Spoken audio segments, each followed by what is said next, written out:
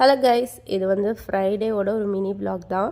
So அன்றைக்கி நம்ம கொஞ்சம் உடம்பு சரியில்லை, அதனால் வந்து காலையில் சிம்பிளாக சேமியா இல்லை கேரட் பீன்ஸ் போட்டு பண்ணியிருந்தேன். மதியத்துக்கு வந்து கொஞ்சம் சிம்பிளாக ஏதாவது செஞ்சுக்கலாம் அப்படின்னு, எப்படியும் வந்து பாப்பாவுக்கு செய்யணும், அதனால் அப்படியே நமக்கும் செஞ்சுக்கலாம்னு சொல்லிவிட்டு அவங்களுக்கு எக் பாயில் பண்ணும்போது எங்களுக்கும் பாயில் பண்ணி வச்சுட்டேன். கேரட் பீன்ஸு கொஞ்சமாக கோஸ் இருந்தது, அதையும் போட்டு பொரியல் பண்ணிவிட்டு பருப்பு குழம்பு பண்ணியிருந்தேன். அதில் வந்து தக்காளியோடு வேகும் போதே கொஞ்சம் வந்து ஒரு பாதி வெந்ததுமே பாப்பாவுக்கு எடுத்து வச்சுட்டேன். அதுக்கப்புறம் சாதமும் நல்லா வெந்துருச்சு.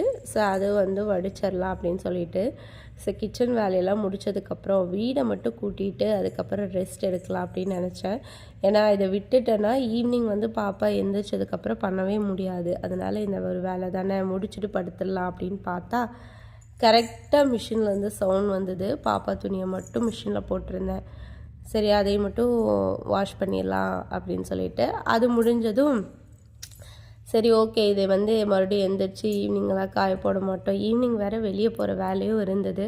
அதனால் கையோடு இது கொஞ்சம் தானே, அதை மட்டும் காய போட்டு அப்புறம் ரெஸ்ட் எடுத்துடலாம் அப்படின்னு சொல்லிட்டு அதை காய போட வெளியே வந்தப்போ தான் பார்த்தேன் 2 நாளைக்கு முன்னாடி துவைச்சி காய போட்டிருந்த ட்ரெஸ் எல்லாம் அப்படியே இருந்தது.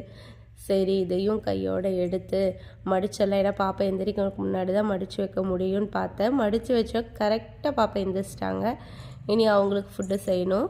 அந்த பருப்பு எடுத்து வச்சுருந்தோம் இல்லையா, அந்த விட கொஞ்சம் கம்மியாக சாப்பாடு, பருப்பு அதிகமாகவும் சாப்பாடு கம்மியாகவும் எடுத்துகிட்டு அது கூட சீரகம், அதுக்கப்புறம் இது பூண்டு, சின்ன வெங்காயம் இதெல்லாம் போட்டு நல்லா குழைய வேக வச்சு எடுத்துக்கணும். இதில் வந்து மிக்சியில் போட தேவையில்லை.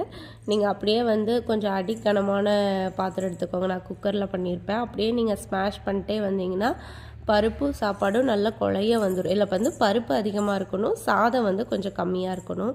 இல்லை வந்து நல்லா ஒரு டீஸ்பூன் அளவுக்கு நெய் வச்சு கொடுத்துருவேன். இல்லை பாயில் பண்ண எக்கு வந்து பாப்பாவுக்கு ரொம்ப பிடிக்கும். அதோட ஒயிட் போர்ஷனை வந்து ஃபுல்லாகவே அவங்களே சாப்பிட்டுப்பாங்க. இந்த மாதிரி கொஞ்சம் கொஞ்சமாக கட் பண்ணி வச்சோம்னா அவங்களே வந்து சாப்பிட்டுப்பாங்க.